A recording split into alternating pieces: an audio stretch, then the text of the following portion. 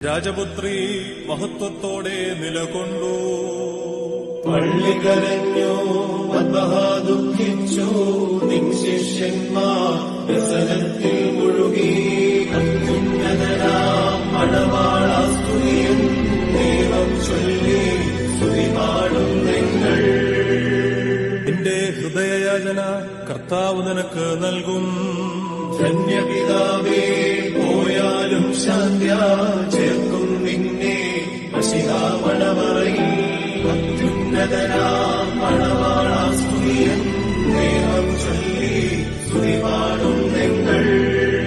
സ്വപ്നം കണ്ടിട്ട് ഉണരുന്നവനെ പോലെ സഭ ദുഃഖിപ്പൂ, വിലപിപ്പൂ, നിൻ പ്രാർത്ഥനകൾ കാലയവാശിപ്പൂ.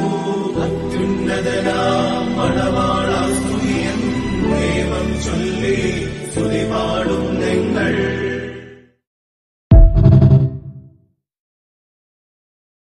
പരിശുദ്ധ ഫ്രാൻസിസ് മാർപ്പാപ്പായുടെ വേർപാടിലൂടെ ലോകത്തിന് നഷ്ടമായിരിക്കുന്നത് മനുഷ്യത്വത്തിന്റെ മാനവികതയുടെ ഒരു പ്രവാചകനെയാണ്. പാർശ്വവൽക്കരിക്കപ്പെട്ടവരുടെയും പാവപ്പെട്ടവരുടെയും പക്ഷം ചേർന്ന് അവരുടെ നീതിക്ക് വേണ്ടിയുള്ള ശബ്ദമായിരുന്നു പരിശുദ്ധ ഫ്രാൻസിസ് മാർപ്പാപ്പ.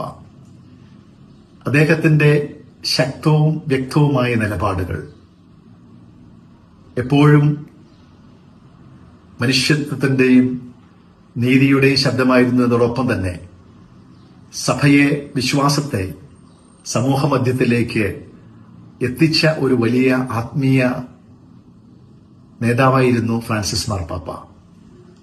തന്റെ സഭയെ സ്നേഹിച്ചതുപോലെ തന്നെ ഇതര ക്രൈസ്തവ സഭകളെയും മതങ്ങളെയും പ്രത്യയശാസ്ത്രങ്ങളെയും ക്രിസ്തീയ സ്നേഹത്തിൽ ആ ഒരു ചരടിൽ ചേർത്ത് നിർത്തുവാൻ, കോർത്തു നിർത്തുവാൻ അദ്ദേഹം എപ്പോഴും ശ്രമിച്ചിട്ടുണ്ട്. അദ്ദേഹത്തിന്റെ ലാളിത്യവും അദ്ദേഹത്തിന്റെ ഹൃദയവിശാലതയും അദ്ദേഹത്തിന്റെ അതിനിമിഷം വരെയും സകലരെയും ഫ്രാൻസിസ് മാർപ്പാപ്പായിലേക്ക് അടുപ്പിച്ച ഒരു കാര്യമായിരുന്നു. അദ്ദേഹത്തിന്റെ വ്യക്തമായ നിലപാടുകൾ, ശക്തമായ കാഴ്ചപ്പാടുകൾ, നീതിക്ക് വേണ്ടി യാതൊരു വിട്ടുവീഴ്ചയുമില്ലാത്ത അദ്ദേഹത്തിന്റെ നിശ്ചയദാർഢ്യം, അതെല്ലാം അദ്ദേഹത്തെ മറ്റുള്ളവരിൽ നിന്നും വ്യത്യസ്തനാക്കുന്നു. ഇതര ക്രൈസ്തവ സഭകളുമായിട്ട്, പ്രത്യേകിച്ച് ഓർത്തഡോക്സ് സഭകളുമായിട്ട് അദ്ദേഹത്തിന്റെ ഇക്യുമെനിക്കൽ ബന്ധത്തിന് അദ്ദേഹം കൊടുത്തിരുന്നതായ പ്രാധാന്യം വളരെ വലുതാണ്.